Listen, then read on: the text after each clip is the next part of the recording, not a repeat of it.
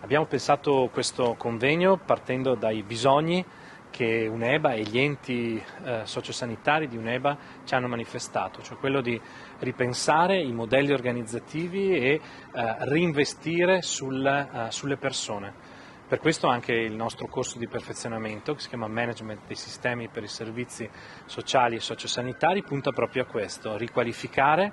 i manager di domani per gestire nuovi modelli organizzativi per la sanità, per i servizi sociali e sociosanitari. Questi anni abbiamo avuto più di 50 studenti, oggi un gruppo di 14 finisce il suo percorso e daremo l'attestato, ma sarà anche l'occasione per parlare proprio di PNRR, di questo piano che si propone non solo di investire molto sul sociosanitario, ma anche di ripensare i modelli per una medicina di prossimità. Credo che